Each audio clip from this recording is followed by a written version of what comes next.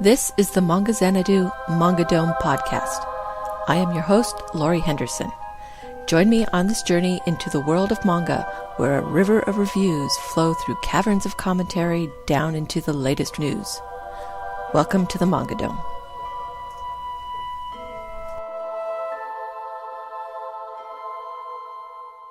Episode 20, Not Feeling the Magica. I'm not a BL reader, but fortunately, Makoto Tateno is not an exclusive BL creator. I discovered her work first through CMX and the release of King of Cards, a title I really enjoyed. Digital Manga Publishing also released a few of her non-BL titles, Red Angel and Angel Runes, both which I enjoyed as well. Now it's been announced in Akita Shoten's Princess Gold magazine she will be starting a new series.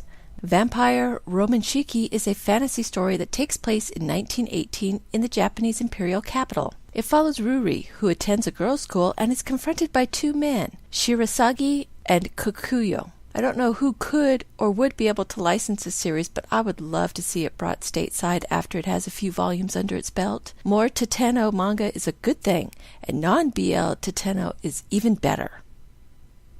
Akita Shoten is becoming my favorite Japanese publisher. They announced this week that a new spin-off series from Saint Seiya, a well-known shonen series from the 1980s, will start this Monday in their Champion Red magazine. Saint Seiya, Satya Show, picks up where the original Saint Seiya ended and introduces the female Satya Pegasus, who fights evil deities for Athena as well. I love the original Saint Seiya, so I am for any and all manga that takes place in the same universe. I don't have much hope for this series ever making it over here since the original Saint Seiya didn't do very well, but I can always dream. Add this to the impossible wish list. There wasn't a top 10 manga list this week from Vizmanga for the week of August 13th, 2013. But there were a couple of new titles added to the site. Shoujo takes a 2-to-1 lead on new releases with Cactus Secret and Hanakimi making their digital debut. Cactus's Secret is about Miku Yamada, who has had a long-time crush on Kohei Fujika, her classmate. But Kyohei is clueless to Miku's feelings as she tries to confess to him over and over again. She tries to give him chocolates for Valentine's Day, and he just offers to be her practice partner for her real confession. Miku gives up on him, so he starts calling her Cactus, as she seems so prickly around him. It seems to have been received well when it was first launched, and at only 4 volumes, it isn't a huge investment of money or space.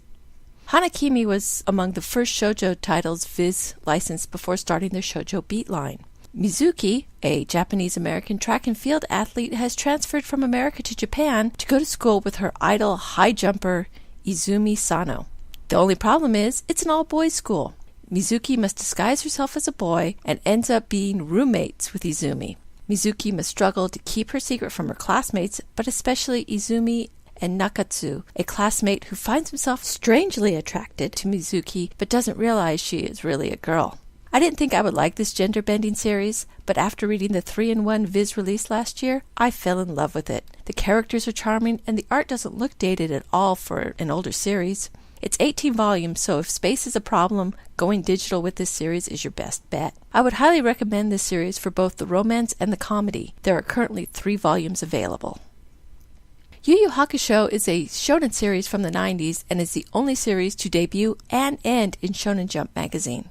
It's about delinquent Yusuke Urameshi, who dies while doing a rare good deed and is given the chance to come back to life. When he does, he has spiritual powers and becomes a spirit detective, helping the underworld find and stop demons trying to take over the human world. The series gained popularity in the US through the anime being shown on Cartoon Network. The manga started out good, but soon devolved into a tournament fighting manga and lost my interest by the end. It ran for a total of 19 volumes. It's not a bad series, and if you like tournament fighting, it's a great title for you. Not Feeling the Magica. I missed the Madoka Magica craze when the anime came out, so when Yen Press licensed the manga, I checked out the short series and I loved it. It was a fantastic story with great characters and well-done twists. So when Yen Press announced they had some of the spin-off manga, I was thrilled. I wanted to read more in the Magica universe. Unfortunately, these spin-offs don't quite capture the magic that Madoka Magica had. They are both published by Yen Press and rated for older teens. The first spin-off released was Puella, Magi, Kazumi Magica, The Innocent Malice. It follows Kazumi, a girl who was kidnapped and stuffed into a suitcase and escapes without her clothes or her memory. She learns she is not only a magical girl, but part of a group called the Pleiades Saints. Over the 2 volumes, Kazumi learns the truth not just about witches, but also about what the Pleiades really do. I did not enjoy the first volume of the series. There was way too much fan service. Kazumi's outfit, the camera shots, and the nudity and the transformations were just so distracting and annoying. And the artist, Takeshi Tentsugi, openly admits in the afterword that it was all done deliberately because he likes to draw those things. I'm not going to say magical girls can't be sexy or show skin, but the way Tentsugi does it is just so in your face that it's just distracting from the story. It gets toned down in Volume 2, thankfully. With the series starting to take a more serious tone, all the fan service would take away from the growing tension. Volume 2 of Kazumi reveals more about the Pleiades, but really only deepens the mystery. Without her memory, Kazumi has certain expectations about magical girls that doesn't seem to jive with reality. They face off with other magical girls who see the Pleiades as enemies, a fact the others try to keep from Kazumi. They are not the magical girls Kazumi thought them to be.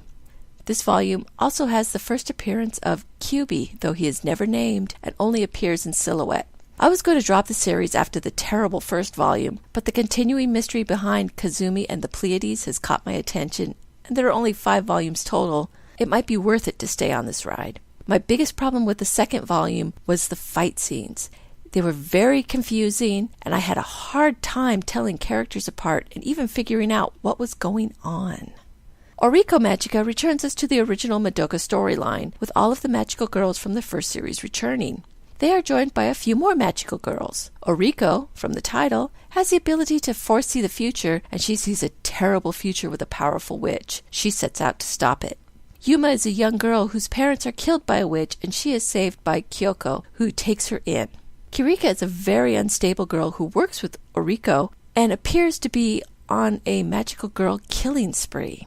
In this first volume, it is mostly Kyoko and Mami as the problem of the magical girl hunter is introduced, and the 2 girls investigate in their own way. This first volume didn't really grab me either. I was happy to see the original characters back in an alternate timeline, but the new characters or introduction of the magical girl hunter didn't do much for me. It was nice to see Mami get some more action, and she hopefully survives her encounter at the end of the volume. Yuma is a girl that is just ripe for the picking for Kyubi with her insecurities. She falls for Kyubi's trap despite Kyoko's constant warnings about becoming a magical girl. Her costume with the cat ears is supposed to be cute, but it doesn't do it for me. I do like Oriko's costume. It has a 07 ghost priestly look to it. I gave Kazumi another chance with its second volume, so I will probably give Oriko a second chance too, even though I can guess what part of the mystery in this story is. I really enjoy the Magica universe, and I want to enjoy the titles that are coming out of it, but the score is not so good. I would give Puella, Magi, Kazumi Magica a 2 for Volume 1 and a 3 for Volume 2, and Volume 1 of Puella, Magi, Oriko Magica a 3 as well. Thank you for listening to the Manga Xanadu Manga Dome podcast.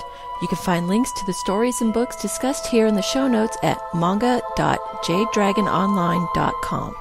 You can email me with any questions at xanadu@jdragononline.com or leave a comment on this post. Rate me on YouTube and follow me on Twitter at Manga Xanadu, all one word. Until next time, farewell from the Manga Dome.